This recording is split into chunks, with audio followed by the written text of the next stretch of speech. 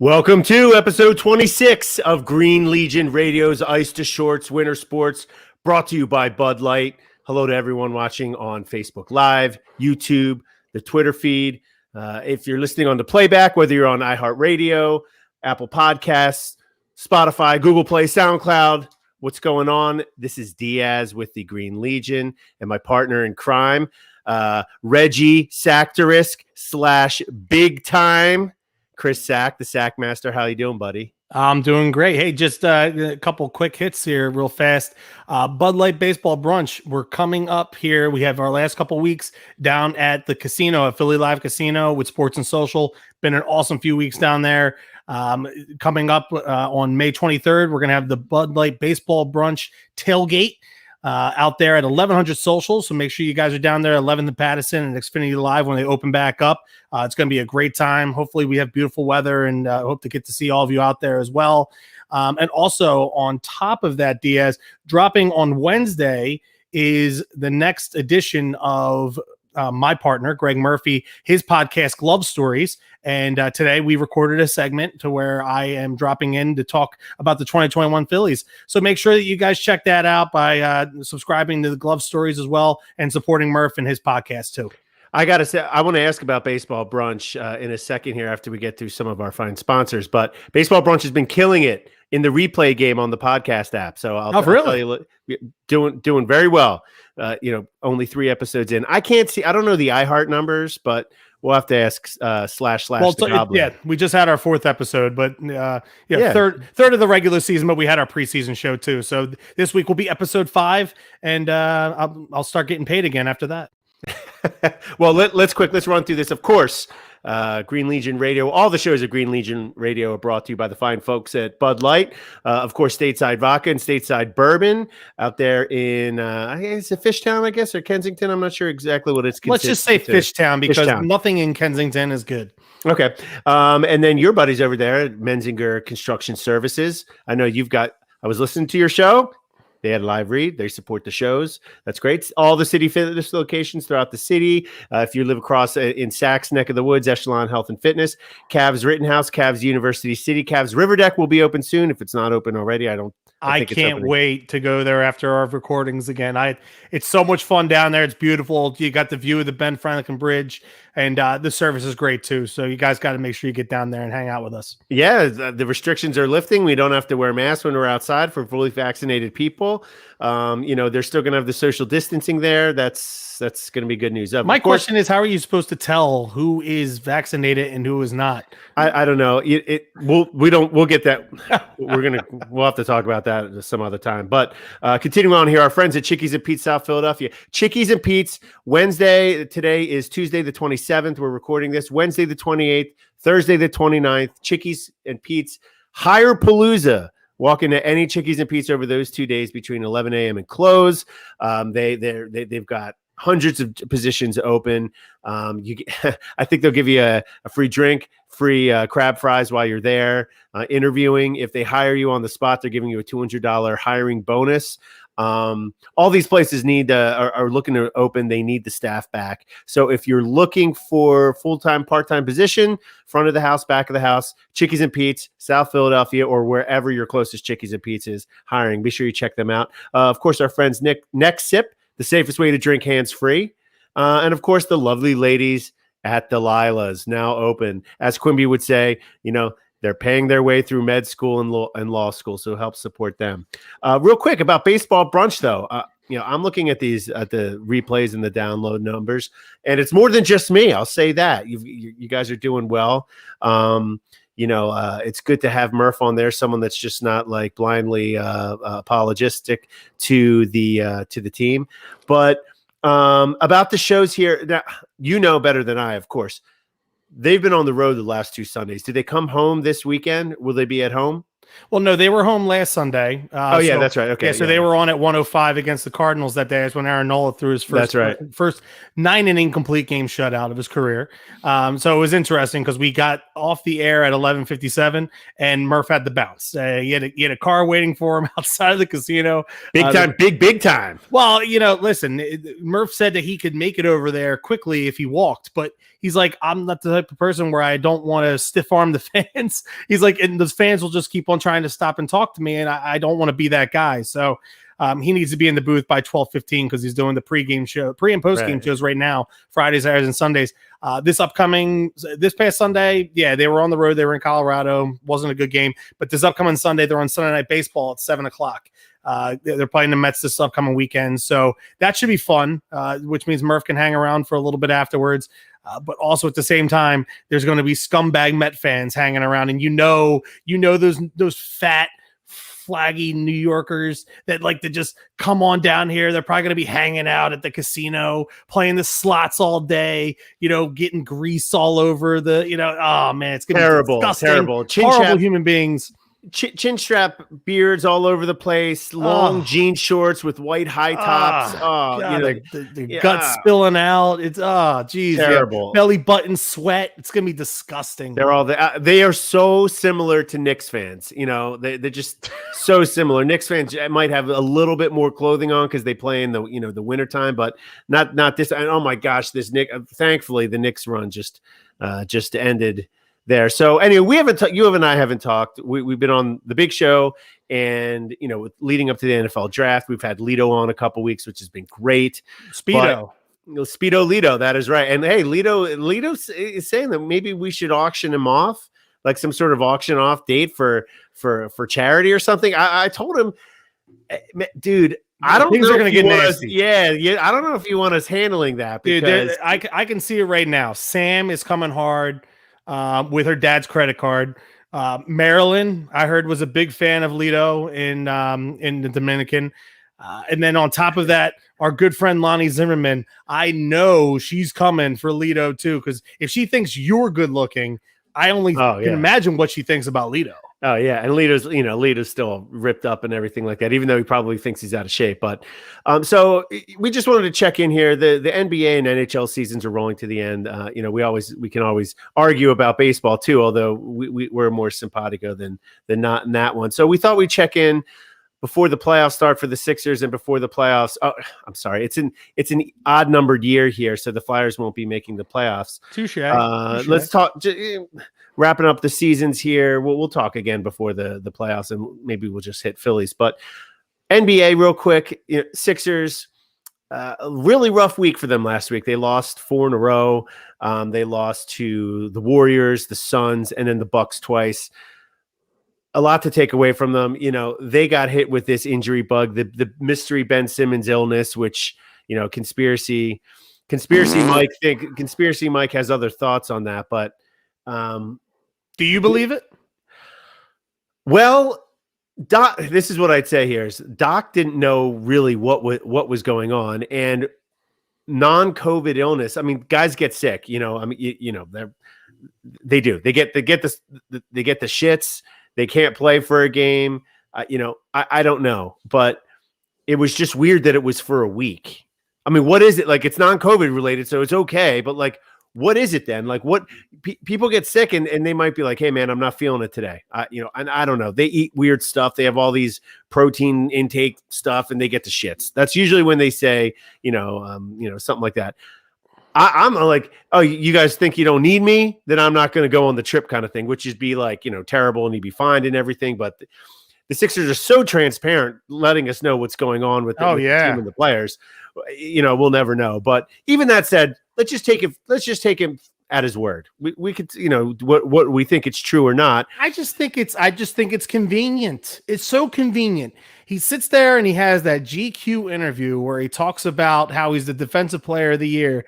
And then here comes the hottest shooter on the planet. And then 2 nights after that is his ex-girlfriend's new boyfriend, Devin Booker. And then he decides to skip out and go into Milwaukee. I mean, really, who the hell wants to go to Milwaukee? But, he skips out on Giannis for 2 games. I mean, I'm sorry, Diaz. Like, one thing I will, it's a little convenient. And then he decides to come back magically last night against the overwhelming powerhouse that is the Oklahoma City Thunder. Yeah.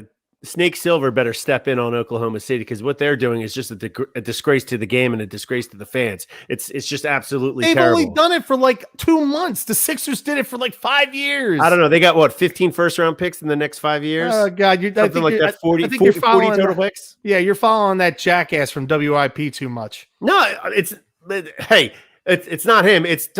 I hear it on all of the national stuff. It's hilarious. Now you're right. It's only 1 year, so we'll see. But I'll say this: I don't think Simmons is avoiding play. I mean, he's played against all these guys in the past. He's played against Luka. He's played against Giannis. He's not avoiding matchups. He's not avoiding. I don't know what the reason for him sitting, but I don't think he was avoiding these guys. It was a bad week to do so, Diaz. I get people get sick. I understand that.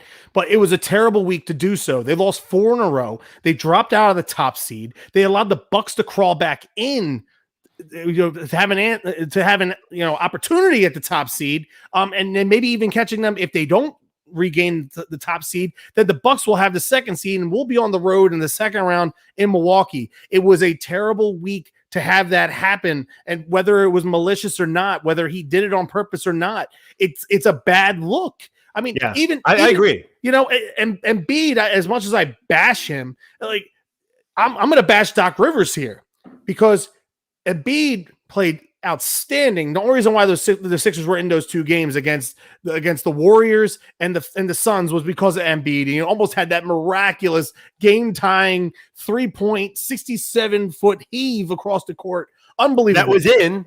It was in. Right. But why was he playing the next night in Milwaukee when you didn't have intentions to play him on Saturday? Give him the night off, the second night of a back-to-back. Just take it. Doc said it was a scheduled loss, right?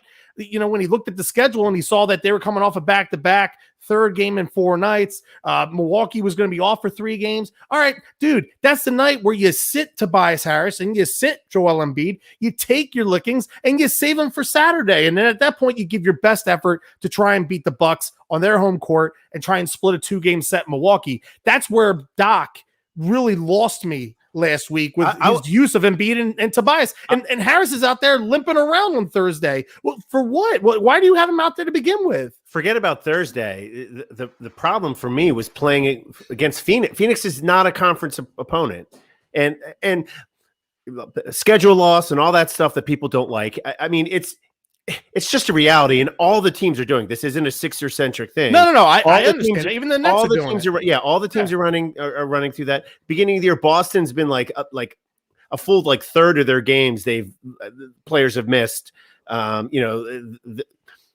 don't think that their team is that much better than their record, but they had a ton of problems. Miami had a ton of all these teams. The Sixers have been relatively healthier than other teams, but the Milwaukee series, right? If you win one and lose one, you don't gain or lose any ground going in. But right, the Phoenix game meant nothing, and you don't want to pass on games. But if you have 2 games coming up against one of the top of your conference opponents, first off, you can nail them and put a nail in the coffin on them and push them away. You win 2 of those games. But if you just win one, you lose no ground. I agree.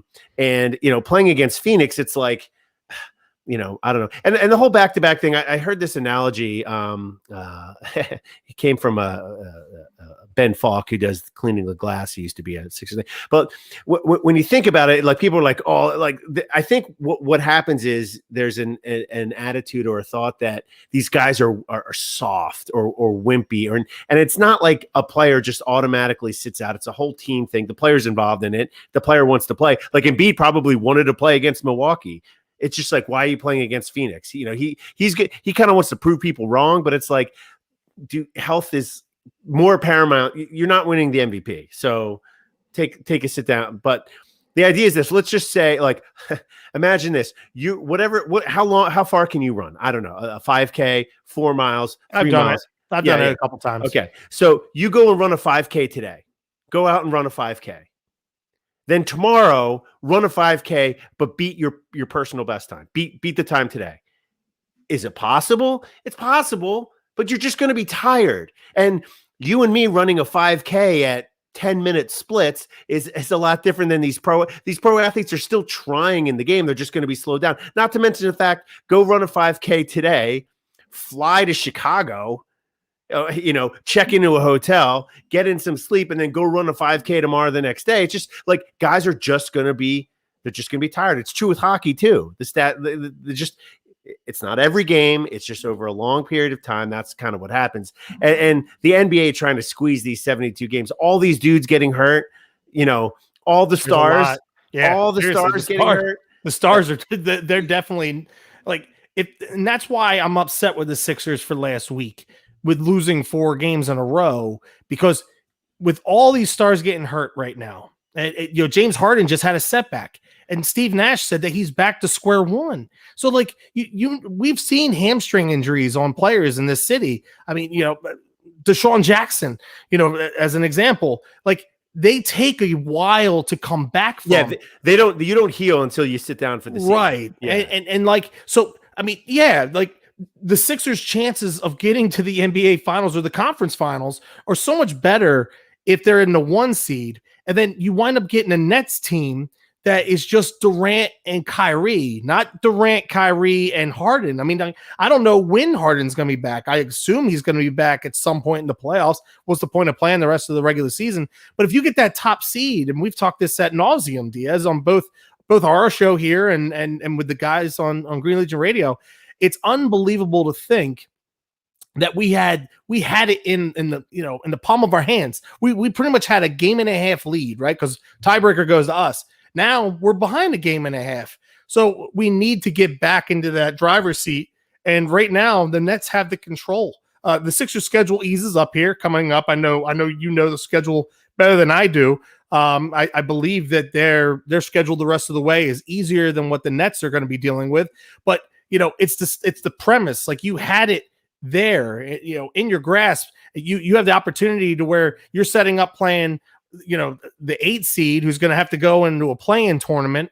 And then they're going to get you. And then after that, you're going to get the Knicks or the Heat, right? I mean, they're the 4-5 as of right now. The Knicks and the Hawks are right now. Okay. So that might be Knicks Celtics. We'll say, yeah, whatever.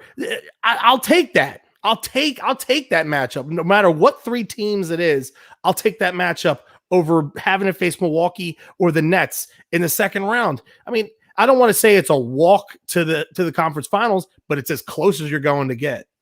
Yeah. And again, you say losing 4 in a row is not good, but 1 and 3, none of this matters. So skip the Suns game, just skip it. You got to win one of those 2 Milwaukee games. Right. Right. And other teams are doing it. It doesn't make it right. It's not fair to the fans. But really, what the problem is, the players are what they are. The Sixers still have 3 back-to-backs left in the season, but they do have. It's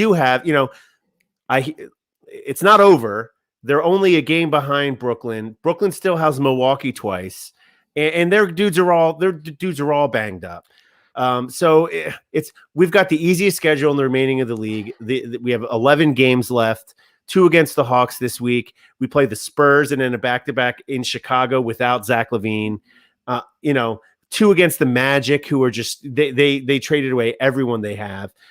We've got Houston, who's lost 17 in a row at one point this year. Detroit, which is at the bottom. Indiana's just faded. We have Miami away on the 13th of May. So, I mean, listen, you can't lose it. I hear you. You're right. But at the most important thing is being healthy first, because,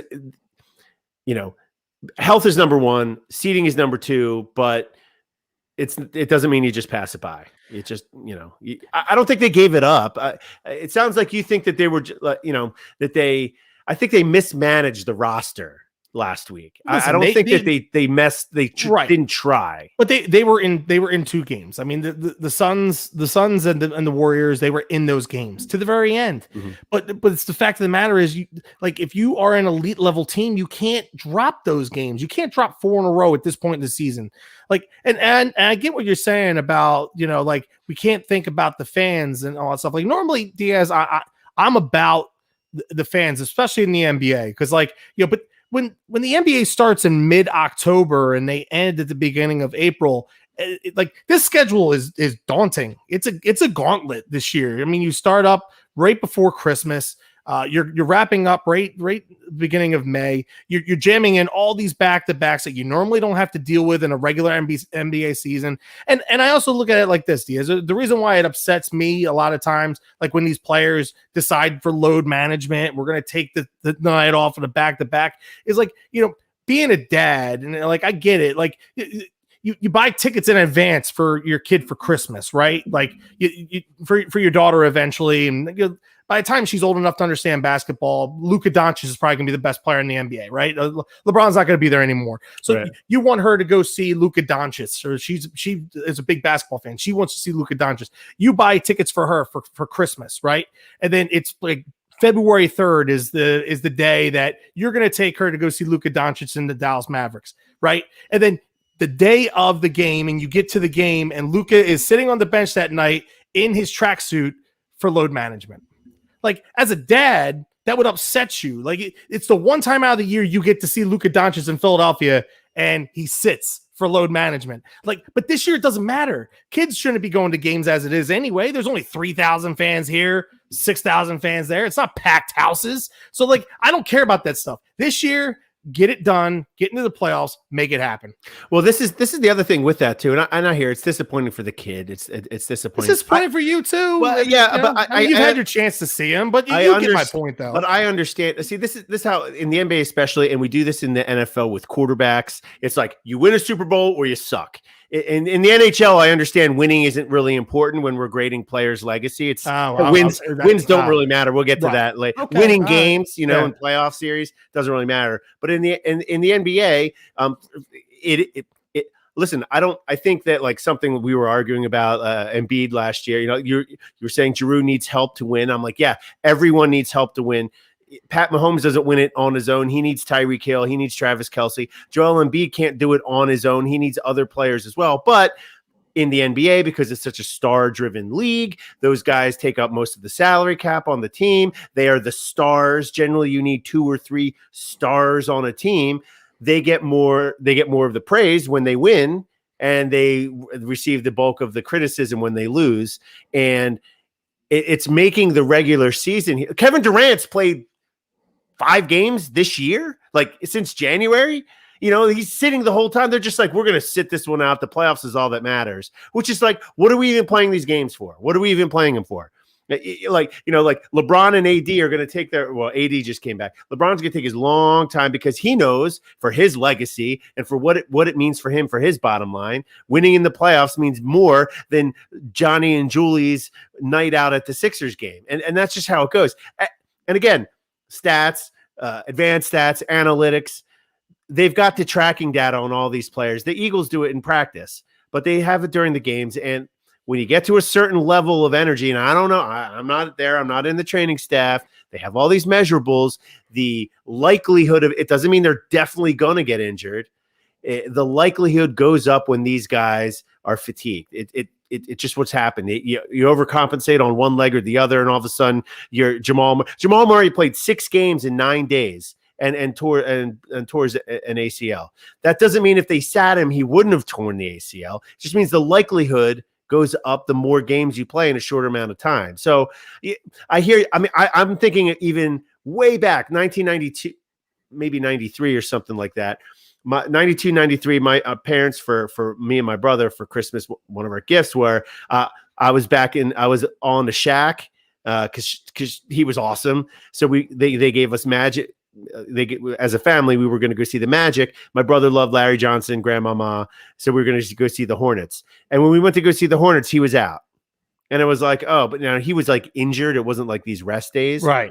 But the point of the rest days are we're going to sit 4 games to make sure that I don't skip 15 games. That's kind of the idea, and it's not guaranteed. It's just, listen, this guy needs he needs to rest his knees, needs to rest his legs, and it is what it is. It's just how the game is. We can make the same complaint in baseball. These guys don't go to the distance now. Now, if they get past the 5th inning, it's considered a quality start. Back in my day, relief pitchers only pitched the 8th or 9th inning. it's just how it works now. We see it all the time. But for the Sixers, they're in second place in the East right now. It's not where they want to be. They're only a game behind the first seed. The first seed is where you want to be. It's the easier path, but you're going to have to beat the teams anyway that are in front of you. They've got an easy lineup coming up. The last 11 games. A game against Miami would be tough on the road. They lost to the Pelicans already, who played no defense. That was an embarrassing loss a couple weeks ago. They play them next week. But the rest of the games they really should just handle them all and not exert a whole lot of energy doing so. So who knows? Do they have any back-to-backs left? Yeah, they got 3. 3? Ooh, geez, yeah, this weekend they play Atlanta Wednesday, Atlanta Friday at home. Then they go to San Antonio on Sunday and in Chicago on Monday. Then from there, they play at Houston, who's terrible. Let's see, what do we got here? At Houston. Then they play at home, a back-to-back next Friday, May 7th, against the Pelicans, and then home against Detroit. And then they play a couple days off at Indiana, at Miami, the next day home against Orlando. So sit Embiid on Sunday against the Spurs. That way you give him a day off and play him against the Bulls on Monday. Yeah, or vice versa. I don't think Chicago has Zach LaVine, and Atlanta doesn't have Trae Young. You still got to beat these teams. Right. I mean, whoever's out there, you have to win. I mean, there's still NBA players and there's still NBA teams. I mean, the first seed, everyone's feeling a lot better, but it's just moving into the Flyers here, and when I try to bury the Flyers and Claude Giroux specifically, I just take all the kind of comments that we reserve for the Sixers, which I 100% believe is just because it's always the anti-process guys. It's like, oh, well, you haven't won a championship. It's like, what? Well, no one wins champion. Look, we never win championships. I get it. I want to win a championship. Who are you talking about? Well, like our friends at Green Legion Radio, the big guy that my partner. Okay, if you're talking about me, I was actually on board with the process. I had no issue with the process after the whole debacle that was Andrew Bynum. I at that point I said all along, if you're not a top 5 NBA team or you're not a bottom 5 NBA team, you're not trying to win. Because like right in the middle there with those 20 other teams, when you're jumbled up into that crap, you have no shot at all. The more ping pong balls that you have, the more likelihood you are to get a franchise-esque player. If you're in the top 5, you're like really in reality, 16 teams make the NBA playoffs, and I might be pushing it, 5 teams that have a legit chance of winning it.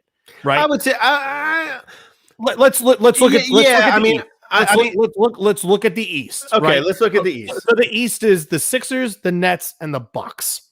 Right, but you're not going to push anybody else in there. Hold on for a second. Maybe not, but maybe not. Right, but I certainly think the Heat are better than a 500 team. They've had a terrible year. I don't think this is the year that they're going to make the finals. But the Heat are. I'm talking legit chance. Like what? The Nuggets lost Jamal Murray. Right. So are they second or third in the West? Fourth. They're fourth now. So in the West, So let's just look at the East here. Like, do I think the Knicks are true contenders? No, I don't. No. But do I think that a team like Boston or Miami, maybe, God forbid, the Knicks, strike me down, or even Toronto, do I think that they have the ability next year, not this year, but next year, coming into this year, about this year, making a run in the playoffs? I hear you, but we're at the end of the season here. At the beginning of the year, you would have said Brooklyn, Philly, Milwaukee, Boston, Miami, right? Boston, Miami, they got hit with the COVID bug. They had a ton of injuries. It just hasn't gone.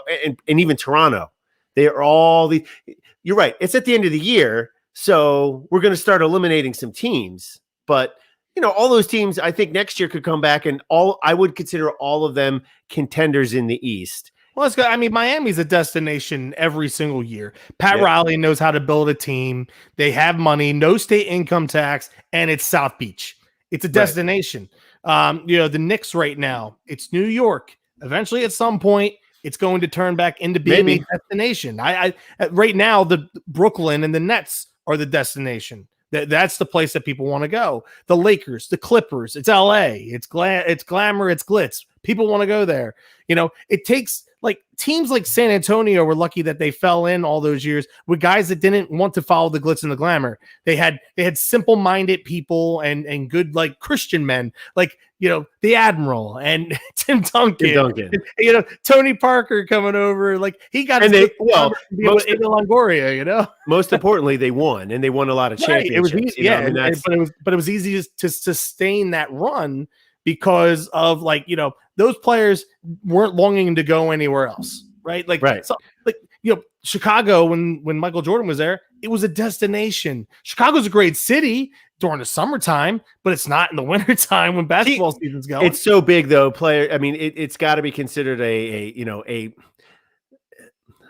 it's more of a destination than something like Cleveland, Detroit. Chicago is like us. It's a top 5 media sports market in the country. You have New York, LA, I believe it's Chicago, then it's Philadelphia or Dallas, Fort Worth, and vice versa. Like Phoenix, those are the big media conglomerates when it comes down to sports media. Well, let's back to your question here. Okay, sure. In the East, there's 3 top teams, and we expect it to one of those 3 teams to be in there. Right. In the West, you've got Utah, Phoenix, Clippers, Denver, Lakers. I mean, those are five strong teams. Denver probably you'd think not as much, but all those teams they've all got a shot. They've all got a legitimate shot. Who knows if LeBron and AD stay healthy throughout a whole playoff series? They just came off it. Yeah, I really hope the Suns have a shot. I like Chris Paul. I'm a fan of Chris Paul's. He's that guy now that's been the longest tenured, him and Melo. They've been around the longest, no rings. It sucks, man. As an NBA player, that's the reason why Durant left Oklahoma City. I know his relationship with Westbrook was on ice, but if they didn't blow that 3-1 series lead in the Western Conference Finals that year to the Warriors, they would have won the NBA Finals. And Durant never leaves Oklahoma City. So that's why this is going back to the whole championship or bust thing. I mean, it's different on how people perceive NBA, and even this is no defense of them, but or good or bad, but it's just they lost to the Raptors on a last second bounce in a game 7 on the road. And it's they can't get past the second round. You're like, all right, man, you are absolutely true. That is right. It's not they're not getting swept out. They lost on a last second shot to the finals MVP, to the eventual champion. There is no consolation prize. We don't get a parade for that. We don't put up a banner for that. But it's man, you telling me they were that far away? Were they that far away? Now, if they go out and let's say they get the 2nd seed and get swept by the Bucks, there's going to be a whole new reevaluation going on, or there should be, to see what went wrong. I think we're all in agreement here. The Sixers need to get the 1 seed. We need a little bit of help. We got to win all of our remaining games. And we've got to have someone knock off the Nets for a game or 2. Yep.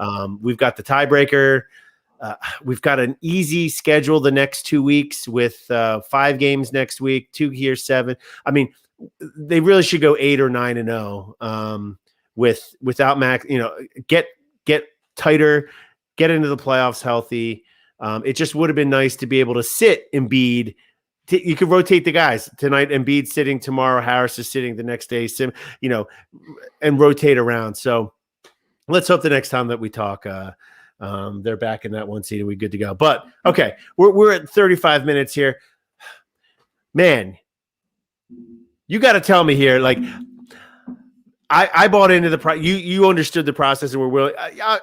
You and I weren't friends back then, back in 2013, but I assume that what you mean is you were willing to wait to see if it worked. That's all I was like, listen, there's no guarantee that this is going to work. There's no guarantee that anything's going to work. There's no guarantee, they're going to try to have an ongoing contender, which is technically, this is why when we argue about have they won a championship, I'm like, the idea was kind of to always be in the mix for a long time. And then you get the couple right pieces, you get a couple good trades, a couple good signings, and some good coaching, some health and some luck. Maybe you get to win a championship. But the idea is really to be, top 3 seed this year they're the 1st seed. Next year they drop to the 4th, then they're the 2nd, then they're the 1st, then they're the 3rd, then they're you're always kind of in it. And then with all those extras that come in, you could be a 3 seed, but your guys were weren't healthy and then they're coming back. But I'm seeing, and you got to be frustrated because you are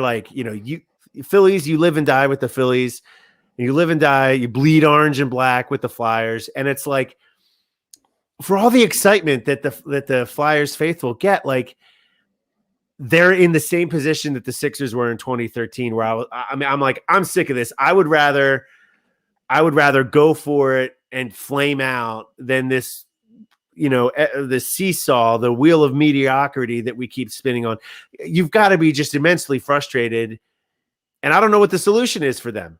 I hope, we'll talk about Hart. I hope they didn't ruin him forever. I'm sure he's got the talent to come back. He's going to have to get readjusted, but come on, man. What is going on with these guys? Just give me 3 consecutive years where, let's just say this, they win one round one year, they win the second round the next year, and then they win round. Just make the playoffs 3 years in a row.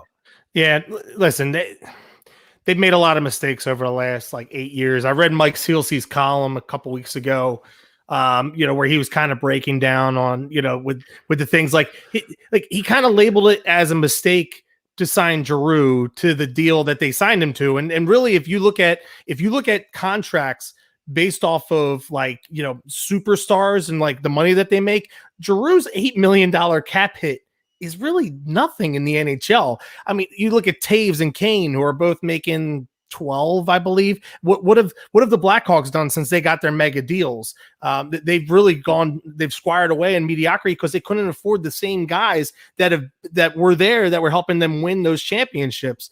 Eventually injuries catch up. Corey Crawford and Seabrook, guys like that, they lose them over the course of time. And then you're trying to build up a farm system that you were trading away pieces to bring in so you could try and compete for more cups with your core players. The big mistake to me, and I hate saying this because I like him as a player, is Jake Voracek, which you practically gave him the same length of a contract and the same cap hit.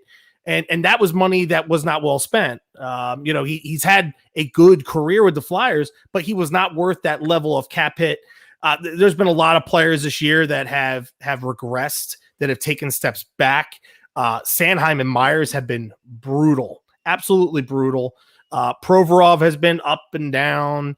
Gostisbehere has been okay. He's an offensive defenseman. If you get him with a really good defensive defenseman, maybe things will change.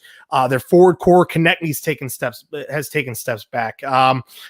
Kevin Hayes has taken steps back. Carter Hart as our franchise goaltender. Mind you, he's going to turn 23 in August. So I'm not going to sit here and write a guy off after a season like this. I'm just not going to do that. But this team, I read an article earlier, when your best player is 33 years old, Claude Giroux, that's a problem. He's not the problem. It's just a problem that he's the best player when you were relying on all these kids to take the mantle and take the next step. And none of them have. Really, the Flyers' best players have been Giroux, Couturier, JVR, and Voracek, which is the same core that we've practically had for the last 8 years. Nothing has changed because the young players have not taken the next step. And every year we sit here and we hold on to these prospects and we go, oh, well, can't wait until Morgan Frost gets here and can't wait until Cam York gets here. Well, eventually at some point along the line here, you need to, I think they say shit or get off the pot, right? So you need to know deep down, are these players going to be able to get here and contribute and be all-star level players? Because that's what you need to win. And we don't have that. Even some of these young kids, as good as we thought they were going to be, I mean, listen, it's hard to try and evaluate these players this year. I think in any sport, it's tough to try and evaluate them. We have a short condensed season, 56 same games, same opponents yeah. over and no over travel, again. Yeah, you know, it's just like it's tough to sit here and say, oh well, Travis Konechny's not who we thought he was going to be, or Provorov is who he's going to. So like, you know, I really want to see it unfold next year, but like, it's so tough to sit here as a Flyers fan and look at this, you know, this whole dynamic and not be frustrated by it, because like I thought we all kind of had hopes that this team was going to get into the playoffs, and then you know how I feel about the NHL playoffs, man. It's like rolling the dice. So see where it goes. Anybody can win. The Flyers almost won it all as a 7 seed back in 2010, you know. But like, we need to see it come to fruition. And if you don't think that these players, you got to kind of do what the Phillies did and during the run, like. How many of the players out of all those deals that they made for Halliday and Cliff Lee and Pence, and, you know, how many of those players ever became anything? Carlos Carrasco and Travis d'Arnaud. And it took d'Arnaud like 8 years to become something. So it's like, you know, if you don't think that these players are going to become what you want them to do, you have to kind of trick another team to take them on and get a proven player to bring in. They need a defenseman. Bad. Like, you know, I'm not going to say Chris Pronger because they don't grow on trees, but you need a certain level of player like that, like a Kimmo Timonen type player, type defenseman, like really, really good, that can come in here and make a difference with these young kids back there, a good stabilizing veteran defenseman. And I know that they have some guys that are down there right now in the minor leagues that can score, Wisdom, Forrester, but until I see another guy that can come up here, like the Flyers have had guys that have been scoring 30 goals. I don't think they've had anybody score 40 goals since Jeff Carter. They haven't had anybody score 50 goals since John LeClaire. So it's like, you know, and that was 20 years ago.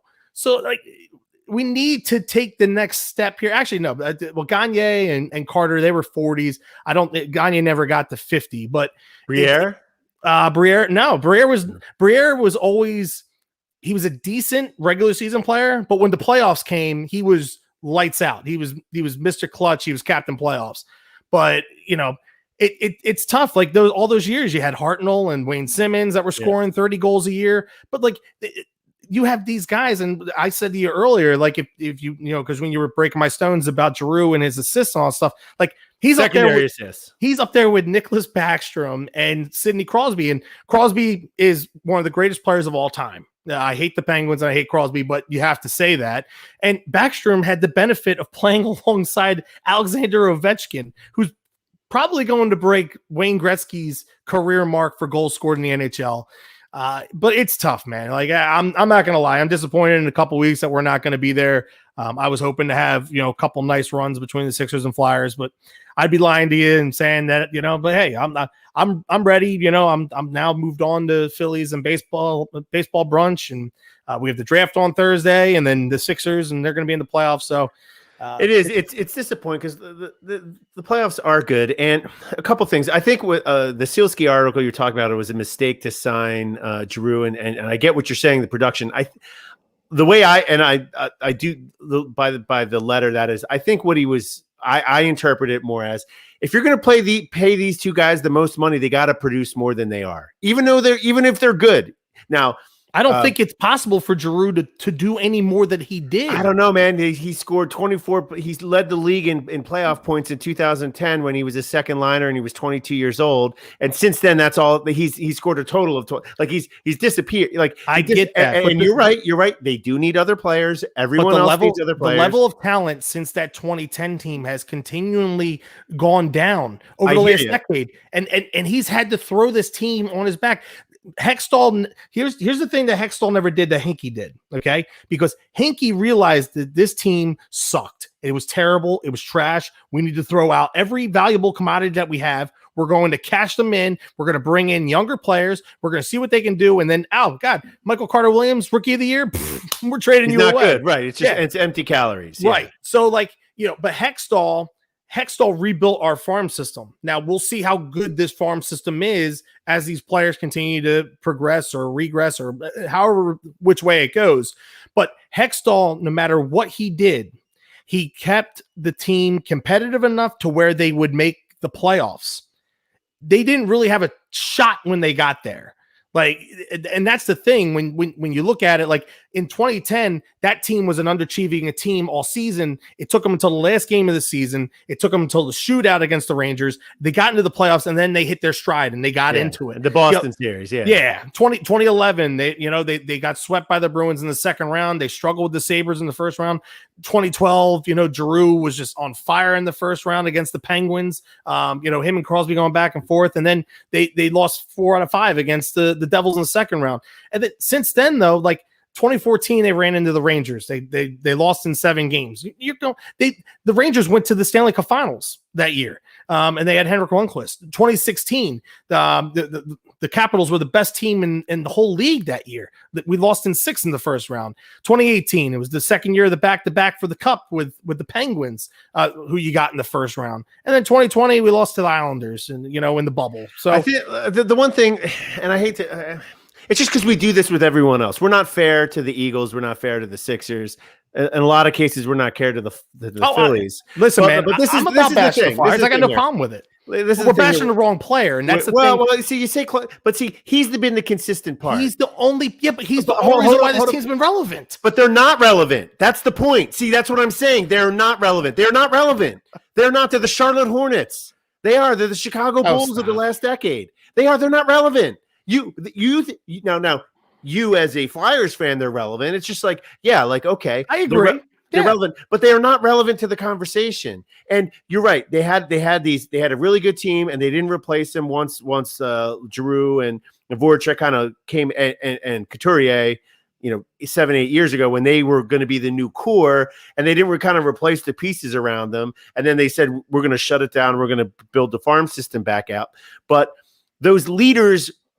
That's why, I don't think that Giroux wouldn't expect him. It's not fair to say he hasn't won a championship. He's not one of the greatest players in franchise history. But there is something to your great players being the leaders. Like you say, Briere, a regular season, nothing. But he turned it on for the playoffs, man. And Giroux's absent in the playoffs. And it could be because of defense, and he's the only one they have to play against. Okay, but then you know what? This guy's that's why I said 5 years ago they should just trade him and get pieces that are going to work around this core because he get a no movement clause. No, I understand. Still has it. I understand that, but it can be done. I mean, it's not. You could make it very uncomfortable. The players do it plenty of times, but it's just like, listen, we think it'd probably be better if he was playing for a contender in Tampa Bay, and we took Tampa Bay's 3 first-round picks for the next 3 years, or something. I don't know how the trades work, but he's been the consistent part of all of this. And there is, with this year, I watch more Flyers this year than I did last year. And the one thing that's been true is that's generally not true. They've had a lack of skill. This year, there was a lack of focus and a lack of heart. Now, they were weak on the defensive line, but you just saw so many stupid mental errors that even me, non-skilled in the game, you could see passes across the middle of the ice, not clearing it. You're like, what are these guys doing here? Is that the captain, or is that the coaching? It could be the coaching, but this is now the 4th coach since he started as being the captain. Alain Vigneault said the other night after the Flyers came back because Giroux scored 2 goals in the last minute and a half to get them into overtime. Okay, and then they won in the shootout. He said that the one constant thread that has been during the course of the season is the 100% compete that the captain has had every single night. That's the one thing that has not lagged this whole entire season. He can say that, but you know what? We've been here now for 9 years. And it's like, okay, so then his drive is so strong, and he tries so hard, and it goes nowhere. It's like we've talked about on Twitter today, and we talked about off air before we came on here. There's only so much that you can do with what you are given. Okay. This is the 6th year of Connor McDavid. Okay. In Edmonton, 6th year. All right. He's won 1 playoff series. This guy destroys it in the regular season. He has a top 3 to 5 teammate across the board. Okay. They have 2 of the top 5 players in the NHL. him and Leon Draisaitl. Okay. And they can't even get out of their own way. They're going to lose again in the playoffs this year because they don't have the structure. They don't have the goaltending. Their organization continues to make dumb decision after the dumb decision. It's just like the Flyers. Like, if anything that has stood out on this team over the last decade has been Claude Giroux. There is nothing else that has stood out about this making team. the playoffs. Well, I understand they're not making the playoffs, but you're pointing the finger at the wrong person. Well, I'm saying this. At some point, we can blame Donovan McNabb was a 1 seed every single year and hosted 3 straight NFC championship games, and we blamed him for losing all of them. It was him. Joel Embiid goes for 30. And that's unfair because he's the quarterback. Joel Embiid goes for 30 and 13 against the Celtics and gets swept because he has a terrible roster, but it's on him. I'm not going to say it's not on him. No, it wasn't on him. It was on Brett Brown. He's the one that the sword fell on. He got fired. But we're not. Point taken. But at some point here, it's like, man, this guy's just been an angel. He has been so great here. He's been so good. They haven't won anything, but that's not like, at some point, your best players in franchise history translate to wins. And it's like, well, he's the only one that's been able to make to win. And you're like, really? He's at his best when he was like the second line guy. He wasn't their best player. And no, the team was at its best. The team collectively was at its best. And he was too. Because no, look at the numbers. Look at the statistics over the course of his time, his years. Okay. When all those guys were gone, that was when he was finishing 4th in MVP, top 3 in MVP, finishing 4th in MVP. I get you. With none of those guys around. The thing is those guys had to leave. When they unloaded Richards and they unloaded Carter. Now, mind you, they went on to win 2 Stanley Cups with the Kings, but they weren't like, Richards was the captain here and everything fell on his shoulders, right? Well, the reason why they traded him away is because he couldn't sustain that. Then they saw what was coming with him, and he got traded away to LA, and then Carter wound up with him eventually, and then all the problems that Richards wound up having later in his career. So just pausing here, and substance abuse, and it's no joke and all that stuff. No, that's kind of my point. They saw what, like, he couldn't. You're saying that, like, and Richards. He couldn't, but like at some point here, that's kind of what I'm trying to say here is, yes, I don't think Claude Giroux should win a championship and win a series on his own, but at some point, like he led them back last week. Great. He had 2 goals and a shootout goal on a lost season. And, hey, listen, those stats count, but like, it doesn't mean anything. It doesn't mean anything. It doesn't mean anything. Those teams at the beginning of his career, those teams were loaded with talent. Right. And they had Peter Laviolette as the head coach, right? So you have Richards, Carter, Gagne, Pronger, Matt Carl, Colburn, Timonen. Like, it didn't matter who the hell was playing goal that year. That team was structured so well. They lost that year because they lost that year because of their third defensive pairing. Every time that they put their third defensive pairing out, here came a goal. But, and I'm reading what Russ says here. Doesn't hold his teammates accountable for dumb plays. He tries to lead by example. No. Seriously, the thing is, there's only so much you could try and hold them accountable for. Vigneault is the one that holds them accountable. Like, listen. You're saying Vigneault. I don't think he's a bad player. I don't think he's bad, and I don't think that he's not. You're saying he's a top 5 player. I'm saying he is Vigneault should hold him. Okay, then it was Hackstall. Then it was Laviolette. And who else was in there? I'm missing one of them. I'm missing Craig Berube. And it's like all these different coaches here. It was all on them. And it was all these players around them. And it was all this. They didn't have a goaltender. They didn't have a farm system. They didn't have this. No. And it's no. He has been here. He sets the example. He is the leader. The worst decade in Flyers history, what's been the constant? I'm not saying that he stinks and he sucks. It's just at some point your top 5 player is bringing the franchise with him. And I'm not saying to a championship game or every year they go to a conference finals. It's just they're not like perpetually at 36 wins every single year. Sidney Crosby had Evgeny Malkin and Christopher Letang, as Pierre Maguire would like to call him. Okay. Then you had in Chicago. Okay. You have Patrick Kane, Jonathan Taves, Duncan Keith. Okay. You have great teams that have been winning cups with great players. I get you. Players. I'm pluralizing that for I you, know, Diaz. but top five players, transcendent is Mike Trout. Mike Trout has played in 3 playoff games his whole career. That's right. 3. So is he? Hold on. Is he supposed to transcend the trash that is the Angels organization? If he got a third of the pitches a game, yeah, he should. If he got to hit a third, he only gets 4 at bats a game. Giroux plays 22 minutes a game. He plays a third of the games. And how often does he touch the puck when he's on the ice? I don't know. There's probably a stat on that. No, yeah, probably, but it's almost the equivalent of being like Mike Trout can affect the game 9 innings defensively, and when he gets to the plate, that's where he can affect the game. But my question is this. Here's my question. Claude Giroux is a good player. One of the best players in statistically on their thing. He's a top 5 player. What at some point you just like what's frustrating is like he's been here this whole time. He's overseen, if you want to say that, the worst stretch in Flyers history. They have lost the relevancy in town. They used to be probably, I don't know, number 2. Phillies, and I mean that's his fault. It's not his fault exclusively. But he is the captain. He doesn't have to be a captain. If he's a captain, he's leading the team. What are you leading the team to? So if that little letter that is sewn onto his sweater, okay?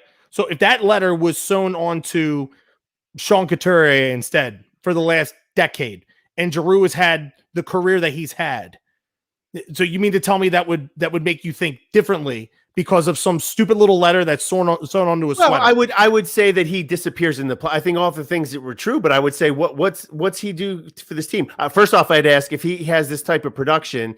I could see why he's not captain, because he doesn't lead, but he can't lead the players around him because he vanishes in the playoffs. I mean, I could make a reason why he's not captain. I mean, this is all hypothetical. I'm just saying here, at some point, the captain is the captain because he's in charge of the team. I don't think that the Flyers' decade of malaise has been 100% on his fault. There's what? A 22-man roster or something like that? I don't know the roster. 24-man?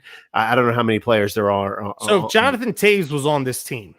Probably the greatest captain of the last 20 years in the NHL. Okay, you take Jonathan Toews off. Let's pluck him. All right. Let's put him over here and let's drop him down. Okay. Back in 2007 when he was drafted. But let's just pluck him out and let's put him right in here in Philadelphia.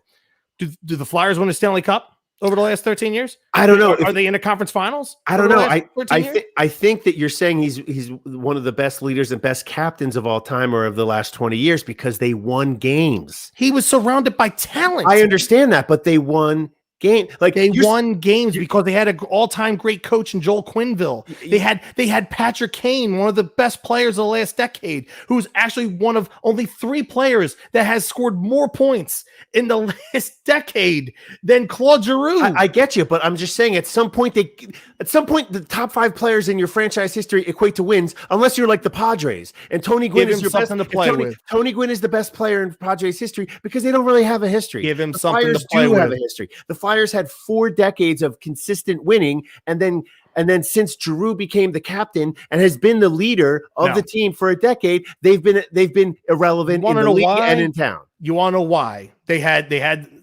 as much relevancy as they had? Okay, what really killed the Flyers and their momentum was when they had the lockout, and then when they came back from it, they had a thing called the salary cap, and the Flyers and the Rangers were always the heavy spenders when it came, and the Red Wings at the time, they were the heavy spenders in free agency and making trades. And that was the big thing. That's the reason why the Flyers had so much relevancy all those years, because Ed Snyder could open up his pocketbook and it didn't even matter. He could do whatever the hell he wanted. He could sit there and just be like, oh, cool. All right. The Rangers are spending $95 million. We'll spend 80. And he did it really damn well. And then when they had to make the changes after that, and then they got sort of good with it for a few years with Holmgren, but then Holmgren really started making dumb decisions with the money. And then everything, like when Hextall took over, it was just like we were so cash strapped with the cap. It took him 3 years even for us to have money to spend out in free agency. And then by that time, it's like, it's a frustrating situation. Well, yes. Here's the thing. Like, again, we don't have to blame the decade, but like now, is it time to do a complete reset with this team? I mean, no. Is it time? Voracek? No, I think there's a couple pieces that you should move. Because coming up here this offseason, you have the expansion draft because you're bringing in the Seattle Kraken. Right. So, you get to only protect, I think it's 10 players. 10? Okay. I think it's 10 players. But I mean, like, if you look at it, you're going to protect Carter Hart. And then I think the way I've seen it laid out is the Flyers would look to protect like 6 forwards, 3 defensemen, or 1 goalie, or you can protect. Actually, I don't even think you have to protect Hart. I don't think you have to protect this. I think you're right though. You can only protect a certain amount of forwards and a certain amount of defensemen. Like you couldn't if you wanted to hold 10 forwards and 0 defensemen. It's not like that. You have to hold. Yeah. But it's like, are you gonna bring back 3 defensemen? You're gonna bring back 4 defensemen. Right. It depends on like certain contracts, like Farabee. Like you don't have to protect Farabee like as one of your 6 forwards if that's the case. Like so, like you don't have to protect him. So like they're going to. I'm telling you right now, JVR is probably going to be going to the Kraken, which is going to. When they take that contract off your hands, that's going to free up about $6-7 million in cap space. Like I said, the Flyers have to bring in a franchise-changing defenseman. I think that's the first domino to fall because you have to restructure this defense in some sort of way. And then at that point, I think they're going to continue to run with what they have at forward. But I would look to make a change. I would look to see if anybody wants to take Voracek for his last 2 years of his contract. As much as I like Kevin Hayes, I would see if you can move him. I think he has a no movement clause too. I'm not 100% sure on that. I know the Flyers have 2 guys on the team that have a no movement clause, but they have to make some changes. And this is the last year of Claude Giroux's current deal. So he wants to finish his career in Philadelphia. But if he's going to come back, obviously, and he's going to stay here, it's not going to be at an $8 million cap. Right. This is how we got into this whole thing because there's all these people between. This is all your fault because you tagged me in that. I dragged you into this. There was plenty of people that said that. There was plenty of people though that said I saw that some of these top 5ers, but most people had them there like somewhere between 8 and 20. No, it was most people were top 5. Well, they're one dude that looked like fat bastard that said no cups. They're not interested. Yeah. I get it. They're not interested in winning hockey. They'll pay attention to the Birds and the Sixers got to win chips. Flyers don't have to win anything though for your. No, I think that's false. I think in a lot of our eyes, Flyers fans, realistic Flyers fans, is the one thing that you can truly appreciate over the last decade because there's not a lot. Diaz, I'm telling you right now, I will admit wholeheartedly, there is not a lot to be proud of as a Flyers fan over the last decade. Period. Very little. Minuscule. But the one guy that you take pride in is his Claude Giroux, the longest tenured athlete in Philadelphia right now, for better or for worse. And the guy has always given us everything that he has, no doubt about it. Except leadership, but otherwise, the leadership is there. It's just, leadership only takes you so far, man. Like, a lot of these players, man, like you need to have talent around you to get the job done. I agree. It's true in every sport. And it's a special ingredients of talent. Like sometimes certain players, for as great as they are, they just don't mesh. They don't work together. It's like when AI got traded to Denver and he was playing with Melo, right? We saw it last year with the Sixers. Yeah. This team they have all this talent, but it's just not, it was like a clunker. It was just a big clunker. Right. Like, how about the Lakers the one year in 2004? You brought in Gary Payton and Karl Malone, and they got to the NBA Finals, but they didn't win it all. It didn't work. Like that year, you had Kobe going through the whole thing with the rape case, and Shaq left the next year. Yeah, sometimes things just don't work for as great as you think they will. And the Flyers haven't even had those kind of complementary pieces to put alongside him. He's had decent ones, Voracek, Simmons, Couturier, good players, but they're not Nick Backstrom and Evgeny Malkin and Letang and Patrick Kane and Taves. Like, things are just different. If you were paired with those type of players, and he had some of those players early in his career, but then Timonen got older and Hartnell's contract became, too much, and they had to unload that.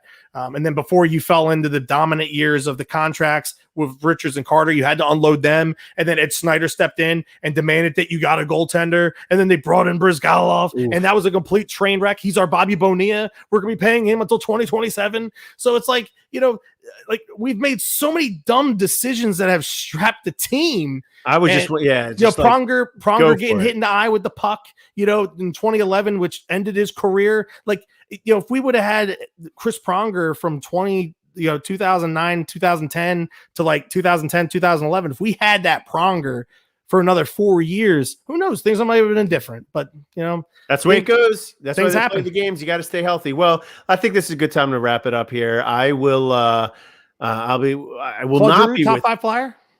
Top 5? No.